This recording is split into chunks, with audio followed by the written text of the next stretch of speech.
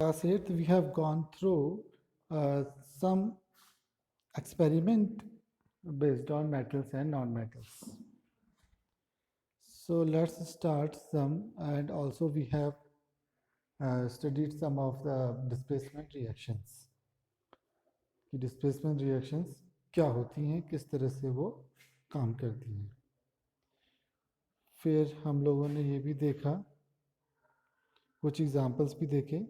फिर हमने एक रिएक्टिविटी सीरीज की भी बात करी, that the elements which is in higher in the reactivity series will displace the element of the lower, which stands in the lower part of the reactivity series, but the lower will not be able to replace the upper one.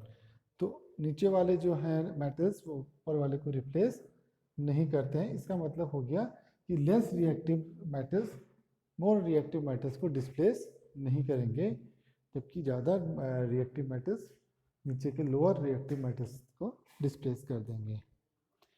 So now let's start a new topic, use of metals and non-metals. So non-metals is essential for our life, which all living beings inhale during breathing. जो हमारी gases हैं environment में, they all come under non-metals, oxygen, nitrogen, hydrogen. जो हम inhale कर रहे हैं वो क्या है, non-metals हैं. तो non-metals सबसे essential है हमारी life. Non-material metals used in fertilizers to enhance the growth of plants. Plants की ग्रोथ को बढ़ाने के लिए नॉन मेटल्स का यूज़ होता है, जैसे फास्फोरस, नाइट्रोजन. तो ये प्लांट्स के लिए ज़रूरी है. हमने पीछे क्लासेस में पढ़ा, पीछे चैप्टर्स में पढ़ा था, पिछली क्लासेस में भी पढ़ा होगा क्या, नाइट्रोजन फिक्सेशन. कि एनवायरनमेंट की नाइट्रोजन को हम किस तरह से अर्थ में डिजॉल्व करके उसको प्लांट्स के पर्पस का बना सकते हैं. तो ये क्या है, नॉन मेटल्स है. Non metals used in water purification process. कैसे, कार्बन ग्रेन्यूल्स हमारे यहाँ जो फिल्टर्स यूज होते हैं, जैसे एक्वागार्ड हो गया, इनके अंदर क्या होता है, कार्बन ग्रेन्यूल्स भी होते हैं. तो ये इसके अलावा एक और होता है क्लोरीनेशन. क्लोरीनेशन यानी कि पानी में क्लोरीन को डिजॉल्व करना. तो ये क्या है, नॉन मेटल्स हैं. तो ये वाटर प्यूरिफिकेशन प्रोसेस में भी यूज होते हैं. Non metals use in the purple colour solution which applied in the wounds such as antiseptic. एक पर्पल कलर की दवा होती है, वो भी क्या है, नॉन मेटल है, जिसको कि हम कटापटा जहाँ कट जाता है वहाँ पे यूज़ करते हैं. नॉन मेटल्स यूज क्रैकर्स में नॉन मेटल्स का यूज़ किया जाता है. पटाखे बनाने में बहुत सारे नॉन मेटल्स का यूज़ किया जाता है. You may add some area of use of non metals. अपने एक्सपीरियंस के हिसाब से आप लोग इसमें कुछ और ऐड कर सकते हैं. Okay, so metals, non metals, ये हमने कुछ पढ़े. जरा एक बार रिव्यू कर लेते हैं पीछे को, कि इसमें और क्या क्या कुछ छूटा तो नहीं है. ये बीकर्स का टेस्ट हमने देख लिया था. कौन सी रिएक्शन होगी, कौन सी नहीं होगी, रिएक्शन का पता कैसे चलेगा, कलर चेंजेस से. इसके ऊपर जाते हैं, रिएक्शंस विद एसिड्स पढ़ा हमने, रिएक्शंस विद बेसिस पढ़ा हमने. इसके बाद है कि टेस्ट है, इसको भी फिलहाल के लिए हम इसको छोड़ सकते हैं. Okay, this is disturbing. तो अब आगे बढ़ते हैं, कुछ और है इसमें. Class 7th we have learn the chemical reaction.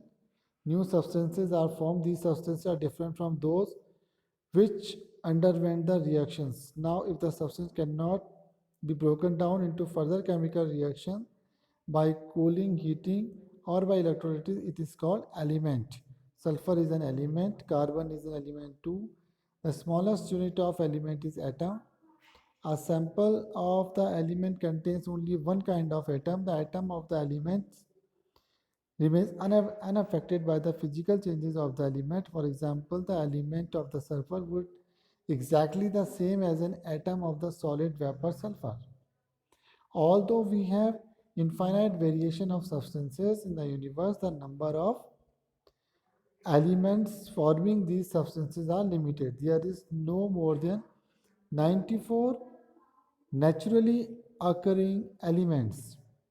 An important classification of elements in terms of metals and non-metals.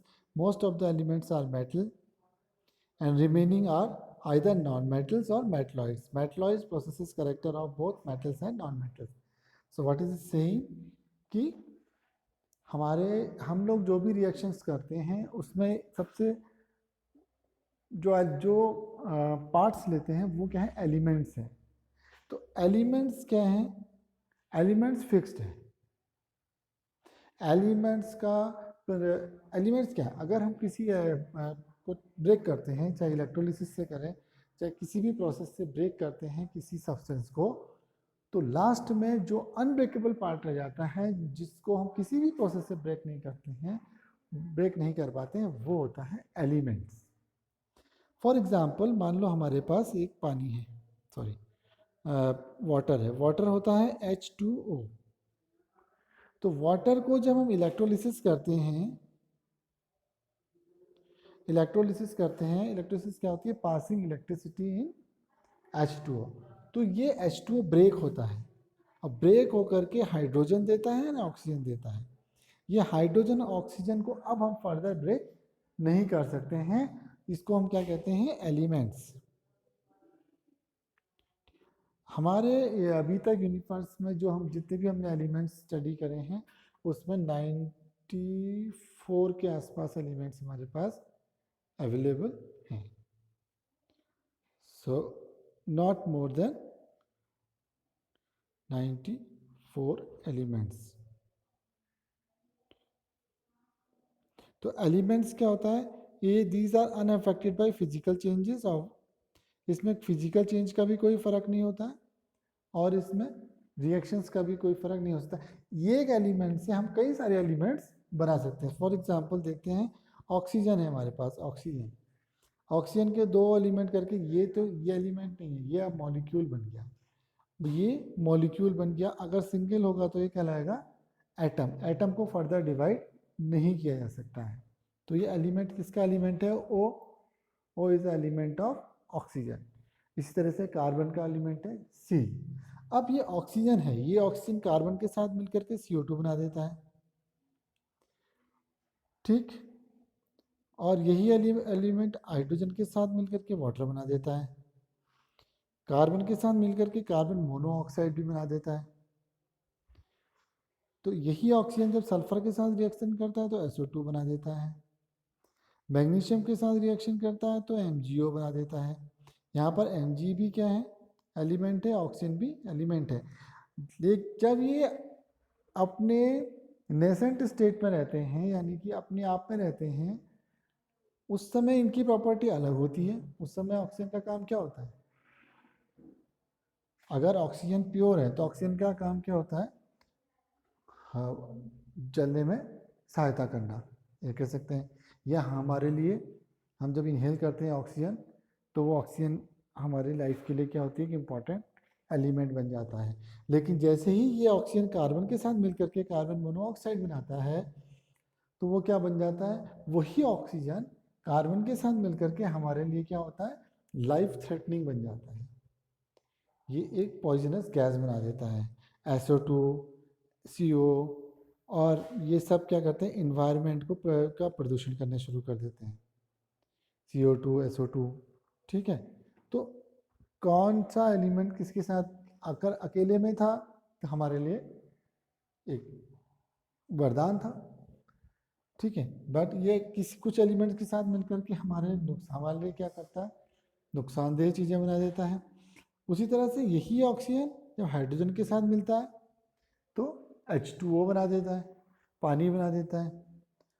सो इस तरह से हम देखते हैं. तो जब हम इनको कैटेगराइज करते हैं सारे एलिमेंट्स को, तो इनको मोस्टली 3 पार्ट्स में हम लोग बांट देते हैं मोस्टली. बाकी इनकी डिटेल्स आप नेक्स्ट क्लास में पढ़ेंगे जब आप पीरियोडिक टेबल पढ़ेंगे. सो अभी के लिए क्या है कि इसको हमने 3 पार्ट्स में डिवाइड किया हुआ है. Metals, non metals and metalloids. Metals हमने पढ़े, ज़्यादातर मेटल्स होंगे, उसके बाद फिर नॉन मेटल्स होंगे, और लास्ट में हमारा पार्ट आएगा मेटलॉइड्स का। मेटलॉइड्स क्या होते हैं? ऐसे एलिमेंट्स जिनमें मेटल्स एंड नॉन मेटल्स दोनों की प्रॉपर्टी होती है, ऐसे एलिमेंट्स कहलाते हैं मेटलॉइड्स। ऐसे elements, the elements which possesses the character of both metals and non metals. तो ये चैप्टर अब पूरा हो गया है, इसमें हमने अधिकतर कीवर्ड्स पढ़ लिए हैं, देख लेते हैं एक बार। Atoms, conductor, displacement reaction, ductility, elements, hardness, malleability, metal, metalloid, non metal, sonorous, सारे टॉपिक्स कवर हो चुके हैं। जो आपने सीखा उसका रिव्यू भी हम थोड़ा बहुत कर चुके हैं, बाकी आप यहाँ से पढ़ेंगे, इसके बाद इसके एक्सरसाइज एंड क्वेश्चन आंसर्स को हम लोग देखेंगे। तो इस तरह से 4th चैप्टर हम कंक्लूड करते हैं। अब हम शुरू करेंगे नेक्स्ट वीक से 5th चैप्टर, इनके क्वेश्चन आंसर्स करने के बाद।